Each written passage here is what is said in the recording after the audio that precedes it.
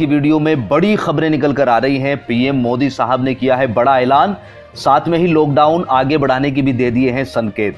इसी के साथ मजदूरों की राशन समस्या का अभी तक भी नहीं हो रहा है कोई भी समाधान, और साथ में ही स्पेशल ट्रेनों के बारे में भी एक बड़ी अपडेट निकल कर आ रही है। और 69,000 शिक्षक भर्ती का परिणाम जारी हो गया है और कल हो जाएगा ऑफिशियल अनाउंसमेंट। लॉकडाउन उल्लंघन करने पर नया कानून बना है, नया नियम हुए हैं लागू, और साथ में ही चीन में फिर से फैलना शुरू हो गया है कोरोना वायरस। इसी के साथ पृथ्वी पर वापस आकर गिरा 20 टन का रॉकेट, और मौसम के क्या है मिजाज।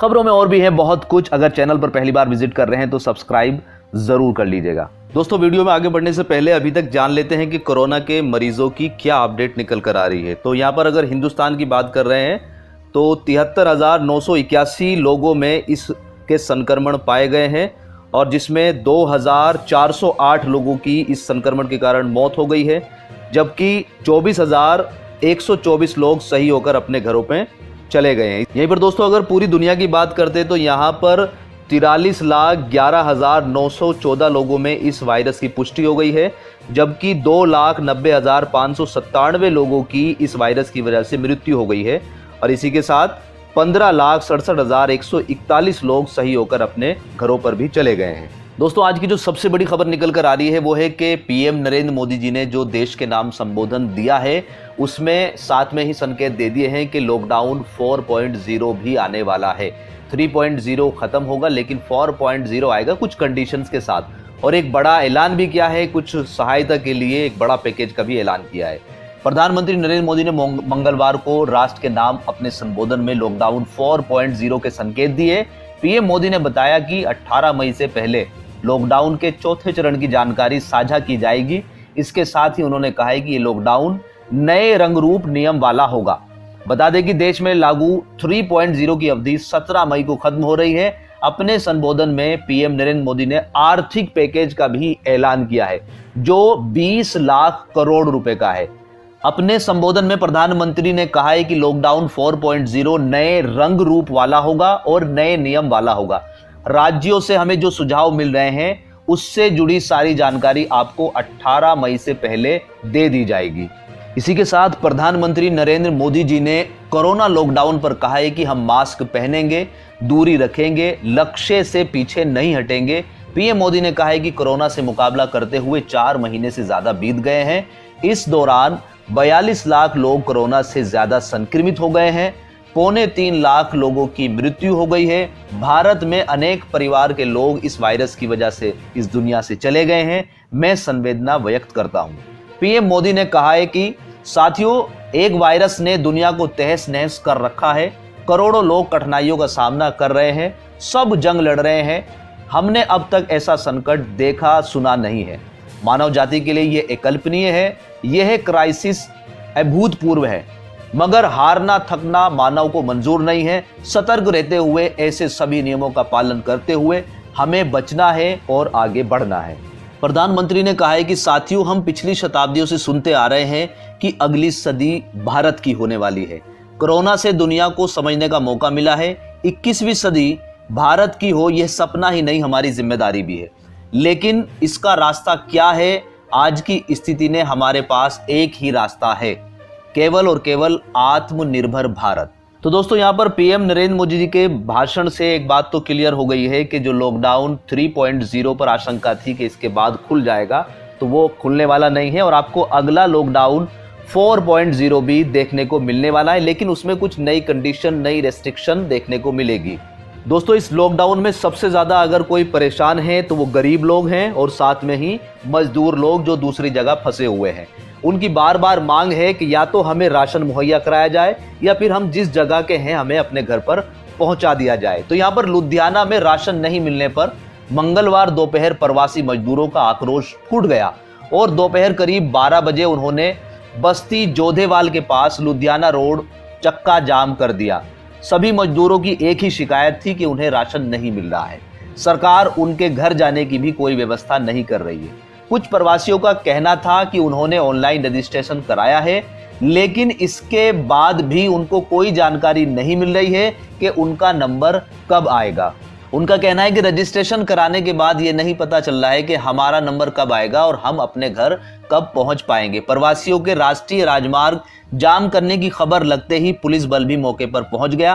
पहले तो प्रदर्शनकारियों को समझाने का प्रयास किया गया, जब कोई बात नहीं बनी तो लाठी चार्ज करके उनको वहां से खदेड़ा गया। यहीं पर दोस्तों एक खबर छत्तीसगढ़ से निकल कर आ रही है कि दूसरे राज्य में फंसे लोग छत्तीसगढ़ में वापस हो रहे हैं। मंगलवार दोपहर को मजदूरों के लौटने का सिलसिला जारी रहा। रायपुर, राजनांदगांव, दुर्ग और बिलासपुर रेलवे स्टेशन पर स्पेशल ट्रेनों से मजदूर पहुंचे।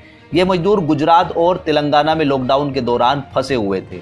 लगभग सभी के साथ उन राज्यों में रहने और खाने की समस्या हो रही थी, जिनकी वजह से यह घर लौटना चाहते थे। रेलवे स्टेशन पर प्रशासन सभी की जानकारी जुटा रहे हैं। सभी को उनके गांव या जिला मुख्यालय में बने क्वारंटाइन सेंटर में रखा जाएगा। तो दोस्तों यहाँ पर एक समस्या तो बिल्कुल कॉमन है कि अगर किसी भी मजदूर के बारे में बात करें, किसी मजदूर से बात करें, वो किसी भी राज्य में फंसा हुआ है, तो उसकी एक सीधी सी समस्या है कि खाने की समस्या, कि अगर वो राज्य सरकार उनके खाने का इंतजाम कर दे तो फिर वो अपने घर जाने के लिए ज़्यादा कोशिश ना करें।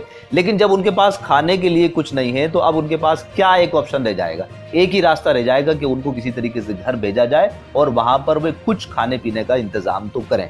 इसी के साथ दोस्तों अगली खबर उत्तर प्रदेश के 69,000 शिक्षक भर्ती से रिलेटेड है। यहाँ पर 69,000 शिक्षक भर्ती का परिणाम जारी कर दिया गया है और यहाँ पर 1,46,060 अभ्यर्थी जो है इस परीक्षा में उत्तीर्ण करार दिए गए हैं। बैठक के तत्काल बाद परिणाम घोषित कर दिया गया। रिजल्ट का इंतजार कर रहे परीक्षार्थी बुधवार से परीक्षा नियामक प्राधिकारी की आधिकारिक वेबसाइट atr.exam.upsdc.go.in पर जाकर अपने रिजल्ट को चेक कर सकते हैं। जी हाँ दोस्तों, यहाँ पर इस भर्ती में 4,10,440 उम्मीदवारों ने पार्टिसिपेट किया था, जिसमें 1,40,060 अभ्यर्थी उत्तीर्ण हुए हैं। परिणाम के जारी होने के बाद भी अभी भर्ती का रास्ता बिल्कुल साफ नहीं हुआ है। हाईकोर्ट के बाद अब ये भर्ती सुप्रीम कोर्ट का रुख ले रही है। वकील गौरव यादव की ओर से दायर याचिका है जो इलाहाबाद उच्च न्यायालय के फैसले पर रोक लगाने या उसे रद्द करने की मांग को लेकर दायर करी गई है। इसी के साथ पूरे भारत में लॉकडाउन 3.0 चल रहा है, लेकिन यहाँ पर कुछ लोग इसका सही प्रकार से पालन नहीं कर रहे, जिनसे सरकार और प्रशासन काफी ज्यादा नाराज है। सरकार ने आदेश दिया है कि प्रशासन अपने स्तर पर एक सख्त कार्रवाई उन लोगों के खिलाफ करे। लॉकडाउन का उल्लंघन करने पर जनपद गौतम बुद्ध नगर पुलिस ने मंगलवार को 22 मुकदमे दर्ज कर और 83 लोगों को गिरफ्तार किया। पुलिस कमिश्नर के उप निदेशक दिनेश गुप्ता ने बताया कि जनपद गौतम बुद्ध नगर में कोविड-19 की वजह से धारा 144 और लॉकडाउन लागू है। उन्होंने बताया कि लॉकडाउन व धारा 144 का उल्लंघन करने पर मंगलवार को जनपद के विभिन्न थानों में 22 मुकदमे दर्ज किए गए हैं। उन्होंने बताया कि इसी के बीच पुलिस ने 83 लोगों को गिरफ्तार भी किया है। यहीं पर दोस्तों एक बड़ी खबर जो है चीन से निकल कर आ रही है। चीन के वुहान सिटी से कोरोना वायरस का शुरुआत हुई थी और वहां से ये वायरस पूरी तरीके से समाप्त हो गया था, लेकिन पिछले कुछ दिनों से फिर दोबारा से वहां पर नए नए केस निकल कर आ रहे हैं। कोरोना वायरस महामारी की जन्म स्थली बनकर उभरे चीनी शहर वुहान में अब सभी नागरिकों की फिर दोबारा से जांच की जाएगी।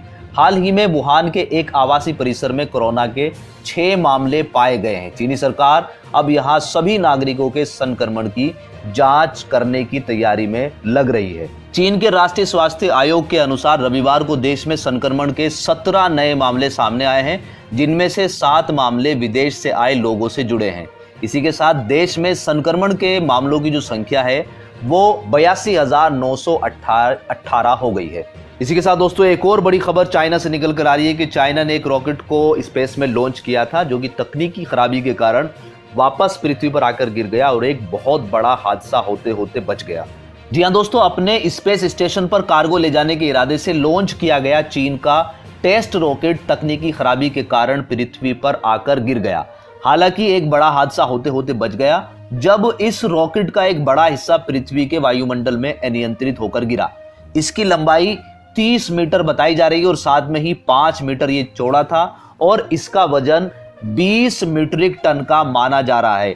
माना जा रहा है कि पिछले 30 वर्षों में पृथ्वी के वायुमंडल में अनियंत्रित होकर गिरने वाला ये सबसे बड़ा ऑब्जेक्ट है। इससे पहले 1991 में करीब 39 टन का सोवियत यूनियन स्पेस इसी तरह से आकर पृथ्वी पर गिरा था। यूएस स्पेस फोर्स ने बताया कि यह हिस्सा सोमवार को अफ्रीका के पश्चिमी तट पर अटलांटिक महासागर में आकर गिरा। हालांकि नीचे आने के साथ ही इसके ज्यादातर हिस्सों को आग लग गई और सिर्फ कुछ टुकड़े ही जमीन पर लौट सके। चीन ने इसे 5 मई को लॉन्च किया था। इसी के साथ दोस्तों बढ़ते हैं अपने मौसम समाचार की तरफ के आने वाले 24 घंटे में मौसम का कैसा मिजाज होने वाला है। तो यहाँ पर दक्षिणी और तटीय तमिलनाडु व केरल के कुछ हिस्सों में हल्की से मध्यम बारिश के साथ साथ 1-2 स्थानों पर भारी बारिश के भी आसार हैं। इसी के साथ उत्तर प्रदेश, उत्तराखंड, उत्तर और पूर्वी मध्य प्रदेश, रायलसीमा के कुछ हिस्सों, आंतरिक कर्नाटक, मध्य महाराष्ट्र और पूर्वोत्तर भारत में हल्की से मध्यम बारिश होने के आसार नजर आ रहे हैं। इसी के साथ पंजाब, हरियाणा, पश्चिमी उत्तर प्रदेश, दिल्ली और राजस्थान के कुछ हिस्सों में धूल भरी आंधी के साथ बारिश हो सकती है। पूर्वी भारत का मौसम विशेषकर बिहार, झारखंड, उड़ीसा और गंगी पश्चिमी बंगाल में मौसम मुख्यतः शुष्क रहेगा। 1-2 स्थानों पर हल्की बारिश के भी आसार नजर आ रहे हैं। तो दोस्तों ये थे आज के कुछ मुख्य समाचार। उम्मीद करते हैं कि आपको वीडियो पसंद आई होगी। वीडियो पसंद आई तो लाइक कीजिएगा, शेयर कीजिएगा और अपना ख्याल रखिएगा। इस वीडियो में इतना ही। God bless you. Thanks for watching.